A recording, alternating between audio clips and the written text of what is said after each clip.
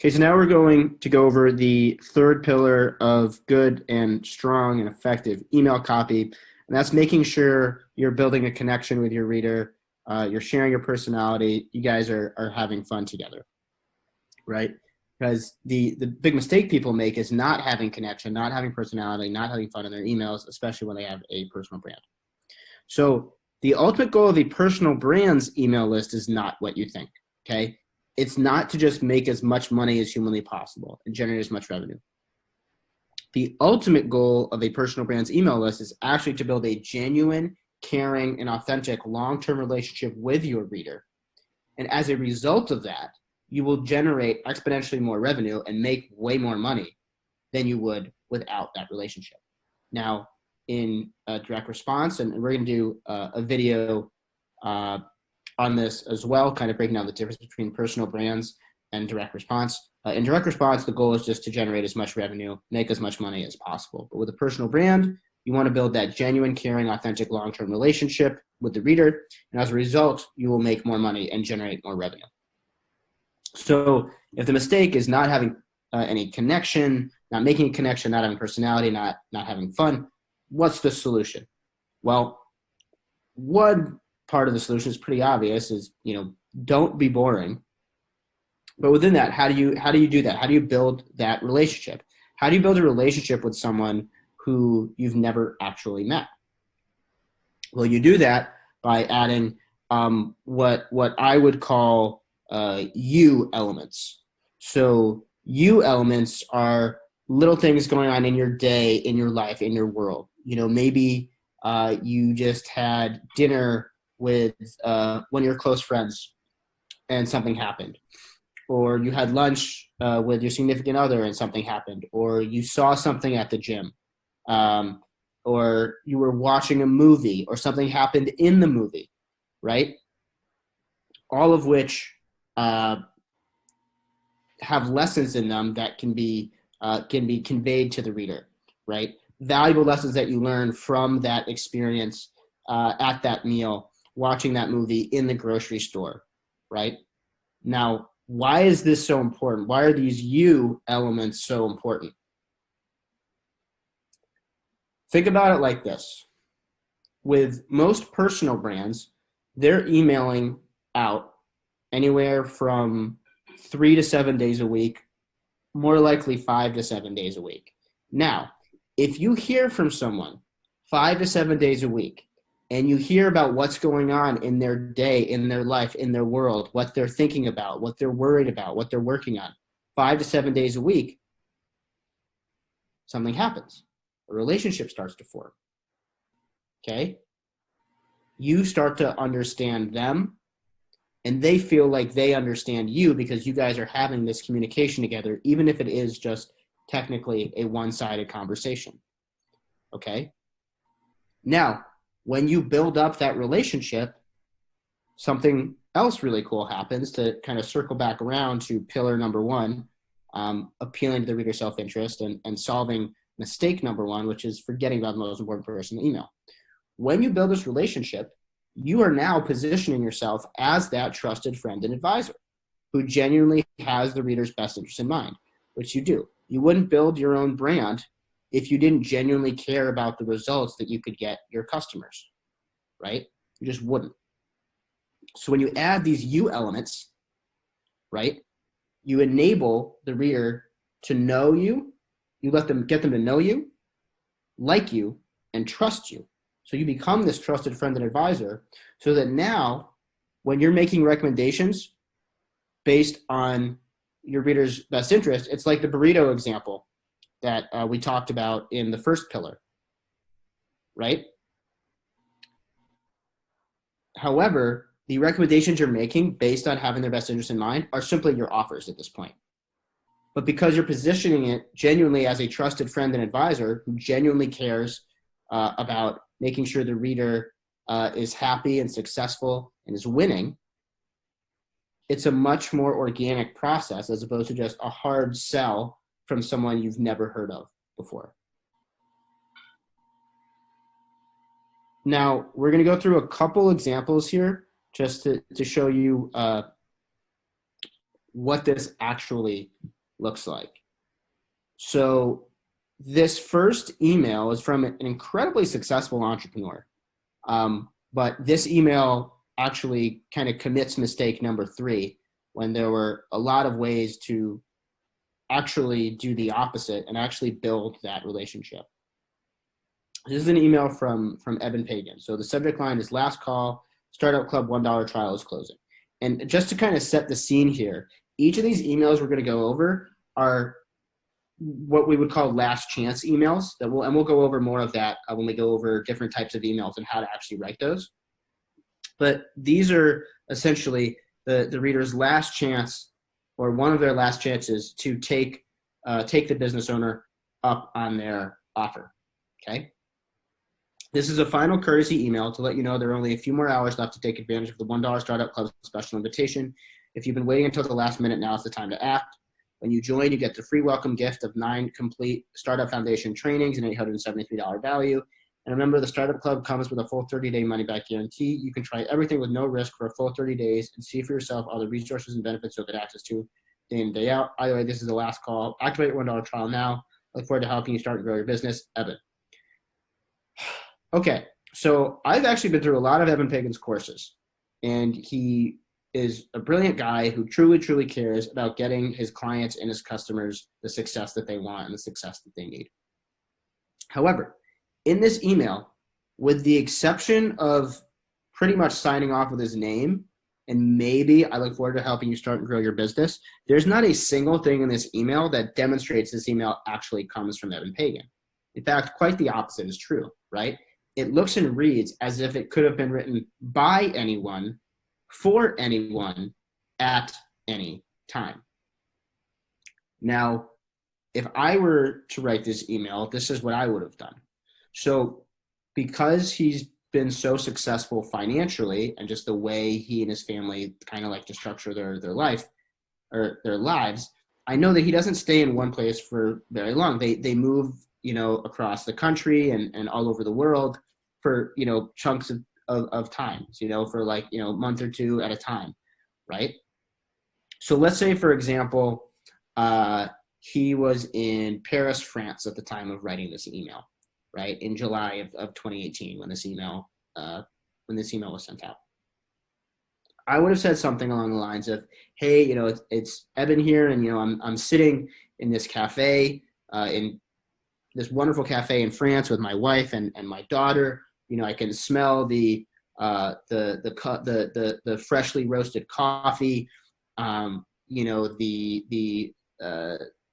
scent of bread coming out of the oven is, just mouth watering. I can see the Eiffel Tower through this window in the cafe. But as excited as I am being here with my loved ones, and as great as this place is, I'm actually kind of worried right now. I'm actually kind of concerned. See, there's only a few hours left to take advantage of the $1 Startup Club special invitation, and I don't see you in there yet. And I'm concerned because I know there's so much value here for you. I know there's so much you can get out of this. And because I care about you, I just want to make sure you get access to all these amazing resources that could change your life in this specific way with X, Y, and Z before it's too late. Notice how he's sharing his world, right? The you elements. He's bringing the reader into his world, right? Sharing what's on his mind, what he's thinking about, literally painting a picture of where he is and what he's doing. Yet it wouldn't be about him at all. That would still be entirely about the reader, as opposed to just final courtesy. You're going to let you know just a few more hours left to take me up on this offer. You should do it because you can get this free gift. Like, notice the difference there. And I'd add to that, when you start sharing these things, and maybe the Paris, France example applies, maybe not, but in general, from one email to the next, as you share these little components of your life, whether it's that your favorite food is this, or you have a dog named this, or you just absolutely love to go on hikes. It doesn't matter if it's even relevant to what your offers are or what you sell. As you share these little elements of yourself, what you're doing is you're creating all these hooks for relatability with your readers.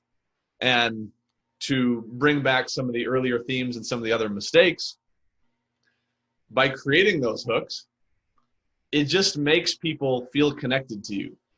And it makes them feel like they can relate to you. Because even if you are this expert with so much experience and maybe you're so far ahead of where your reader is, by saying, also, I took my dog for a walk this morning, maybe they did too. And it might seem like a little thing, but these are the things that really add up and make them feel like, wow, this is a person that I can connect with. And it could have absolutely nothing to do with the thing that you're teaching. Simply knowing that they have a yellow lab just makes you like them a little bit more. Mm-hmm. And if you make a habit of sharing these things, the likelihood that you're going to share something that any given reader can relate to just gets higher and higher and higher. Whereas if you just share one little thing here and there, you're not creating enough hooks to create that broad appeal where people feel like they can connect with you no matter what their background is. And another thing that goes hand in hand with that is you need to be willing to be vulnerable. And that means not just sharing like, this is my dog and I went for a walk and I went for a hike, but also sharing the things that maybe you're struggling with or something that you went through in the past that was a difficult time, but you learned from and you grew from. One nice rule of thumb is if something scares you, or in the case of your client, it scares your client to share, chances are it could be a really good thing to share. Of course, there's always limitations to that. But when it comes to maybe they went through something difficult or, they had a challenge that they overcame in their life and they feel like, no, I don't want to share that because I don't want people to think less of me. It'll have it actually has the exact opposite effect. People become much closer to you. They respect you more. They like you more, and they actually appreciate you more because you are now very, very clearly a real person as opposed to some idealized image. A lot of people, especially in the influencer world, they think they need to put on this front of, oh, I'm always perfect and like I have the perfect life and I'm, super wealthy and I live in this dream house and I drive this Ferrari and my significant other is the most perfect person ever. Like there's not a single person on the planet whose life is like that. Like there literally isn't. Like even the people who create and run these courses on how to live your dream life, they have a whole heck of a lot of it nailed down, but even their lives aren't perfect. No one's life is perfect, right? So when you make it seem like your life is absolutely perfect in every way imaginable, people start to trust you less and less because it comes across as, and really is, fake, right? But when you share something that is real about you and you're vulnerable, when you do it in sales emails actually, and same thing with sales copy in addition to email copy, it actually converts so much higher because people relate to it. I believe one of my copy coaches had a digestive health product several years ago. And when he talked about the time that he almost had an accident, like a bathroom accident on the golf course, it was one of the highest converting emails he ever sent out because it was real and it was raw and it was authentic and it was genuine. And you're like, holy cow, like this person's actually a real person. They have struggles too, just like me, maybe even worse than me. They really do understand what I'm going through. They really do care. And it, like Tyler said, it has the opposite effect. It doesn't push people away. It actually draws them in much closer to you. Well, and here's a simple, concrete example. If you're someone in fitness and you're helping people lose weight, the vast majority of the people on your list are people that are overweight, have a few pounds to lose, have probably been struggling with it for a very long time. If they're trying to figure out whether or not you're the right person to help them, which of these do you think is going to be more relatable? One, you've been generally skinny your whole life. Gaining weight doesn't really happen very easily for you. Every picture that exists of you on your Instagram, you got your abs showing, you're looking pretty good, and you're telling them what they need to do to lose weight. Or you were actually always kind of a fat kid growing up. Losing weight was pretty difficult for you. You were embarrassed of your body all the way through college. And it wasn't really until you got into your 20s that you really started to figure things out. but even then it was kind of a roller coaster for you. And it took you years and years of going up and down, getting the weight off, putting it back on. And now finally you've got a handle on your body and you've been able to do a really good job of keeping the weight off for the last few years. But even in the last few years, you've had hiccups, right? I mean, if you're a person who's thinking, I have all these struggles, that second example is like, please give me that person. That actually sounds real. That actually sounds like someone that understands where I am. It sounds like maybe even they had a harder time than me. And if you can paint that picture for them versus trying to put on the image of, I'm always lean, always have a six-pack. Even over the holidays, I still eat clean, no problem. They're going to think. No one can relate to that. Yeah, they're going to think, well, I can't do that. I can't relate to that. Every time the holidays come, I gain 15 pounds. And you're telling me that here's how I get leaner over the holidays and you've never had a setback? So that's a very simple example of the fitness case, but you can really apply that to anything at all. Because ultimately the people that are learning from you, they want to know that you've been in their shoes, or maybe you've even been through a more difficult situation than what they're going through right now. So the more you can be vulnerable and open up about that stuff, the more it's going to draw people in. And that vulnerability doesn't have to be limited to just stuff that's relevant to what you're teaching. For example, just to come back to the fitness thing, there's no reason why you can't also share struggles that you've had with, let's say, family members or friends not being supportive of you. Or maybe you went through some depression for a while. Or maybe your financial situation has made it difficult for you to lose weight because you're so stressed out. Whatever it is, you might think it doesn't relate because it doesn't sound like it on the surface. But if you dig a little bit deeper, you start to realize as long as it has to do with your life, it's relevant. Because everyone is going through things that extend well beyond whatever the scope is of what you talk about on your list. And so the bigger you can make that, the more of a picture that you can paint, the more people are going to see, wow, this is a real person that deals with a lot of issues just like I do. And that's only going to serve you well in the long run. So that actually transitions us very organically and nicely into this last email that we're going to go over. You're welcome. Thank you, Tyler. So this is an email that I wrote for Brandon Carter a couple of years ago. For those of you who don't know, he's a fitness influencer. And this was for an in-person online fitness business seminar. So for people who either wanted to start an online fitness business or had just started one and wanted to grow it. Okay. So the subject line is warning, this will change your life. I'm not going to lie, this email is probably going to change your life. If you're a personal trainer or you're trying to build an online fitness biz, then read closely because shit's about to get real. Look, I get it. The daily grind of being a personal trainer sucks. You're changing people's lives, but you're not getting paid like you deserve to. If you're starting an online fitness biz, you've learned the hard way, like I have, that this shit is way harder than it looks. You're sick of being broke, just like I was. You're tired of not knowing how to level up, like I was. You've had enough of being bossed around by someone who's controlling your life and taking away your freedom, like I had. Which is why your boy King Keto Brandon Carter, yeah, me, has come to save the day. Just imagine, not only are you not broke, you're straight up wealthy, like private jet and Bentley's wealthy. Imagine being able to work on your terms. You have no boss and you rake in cash while you sleep. Imagine helping thousands, if not millions of people get healthy and fit, way more than you could training them in person. And imagine that being your life in the next 6 to 12 months. That's what I want for you, and that's what I'm going to give you. See, because you rock with King Keto, I decided to do everything in my power to make you a fitness celebrity and personally help you build your online fitness empire, but I can't and won't do it alone. And he talks about some of the speakers. Honestly, the fact we're doing this for pennies is straight up criminal. But Big Brandon Carter interests no one, as you know. So if you want us to personally coach you to your own online fitness empire, then you need to join us this Thursday and Friday for Fit Coach You Live. But if I were you, I'd claim my seat now because we only have 3 seats left and people are registering as I type this. All right, time for workout number 2 of the day. If it was easy, everyone would do it, right? So there's a few things I want to point out here.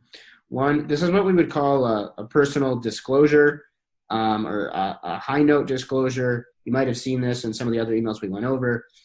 All this really means is a great way to end your emails, especially when it comes to writing for a personal brand, is to let the reader know what you're about to go do. It could literally, like, unless it's something like I'm about to go pay my taxes and see my accountant, or I'm about to go get a colonoscopy and have a doctor put a tube up my butt. Like, unless it's something like that, whatever it is you're sharing is actually helpful. Like, oh, I'm gonna go run some errands. That's bringing the reader into your world, right? I'm gonna go take my dog for a walk. I'm gonna go get dinner ready. I'm about to meet so and so for lunch. Like, I'm about to hit my back workout, the gym. Like, Relatability. whatever it is, it's relatable, and it brings the reader into your world and demonstrates that you really are a real person. Okay. Another thing is, whether you're familiar with Brandon or not doesn't really matter. If you look at any of his content and you watch any of his videos, you can tell that this is very clearly written in Brandon's voice, which I did obviously very intentionally, right? But this email could only come from Brandon Carter. This could not come from anyone else. Whereas this email doesn't sound like it came from Evan Pagan and could come from literally anyone for anyone. This email, however, was very clearly written as Brandon Carter for Brandon Carter's audience. Now, I want to break down this email a little bit for you now. So this is the hook. Basically, it's like, if you do not identify with this right here, then this email isn't for you. So don't waste your time. But if it does apply to you, you're going to need to read very, very closely. Now it's saying, look, I understand exactly what you're going through, and I know how much it sucks because I have literally been there before myself. I know what you're going through, which is why your trusted friend and advisor has come to save the day. Okay. Then we present some of the dream life outcome. That's what I want for you because you're my friend. And that's what I'm going to give you because I'm your friend. See, because you're my friend, I have decided to do everything in my power to make your dreams come true, to make your dream life a reality. I've actually enlisted some more of my super friends to help make that possible. Now, if you want that, if you want me and my super friends to help you make your dream a reality, solution's super simple. All you need to do is join us this Thursday and Friday. And we have a little urgency at the end. And we sold tickets to the event. I think it was like at least $100 a ticket. We sold tickets to this event with this email, and then we have the personal disclosure, and then we had like a little stat here. We'll go into this a little bit more when we go into the way to write these emails. But notice how this email has so much connection, so much personality, fun, understanding what the reader's going through, relatability. Whereas this one's like, hey, there's a free gift, but you'll have a few more hours to get it, so you should probably get on that. And Sam, can you go back to that? Yeah, this one. Notice how the things that he's sharing in the spirit of the emotion or the concreteness path, so we talked about before. Notice how he says, you're changing people's lives but not getting paid like you deserve to. You're sick of being broke. You're tired of not knowing how to level up. You've had enough of being bossed around. These are all things that are very concrete. And if you're someone in his market, on his list, you're reading this going, yeah. And as you get farther and farther into this email, you're just like, man, this guy really knows what I'm going through right now. And if you can get someone along for the ride with you like that, thinking, man, this person really understands where I'm at. They really understand what I'm going through. Yeah, that is what I want. Yeah, that is what I want. Yeah, that is what I want. If you have them there, then whatever your CTA is, they're going to be ready to take. And that's really the key of sharing all these concrete things that they can relate to. And that, my friends, is the third of the three key pillars to effective and good email copy.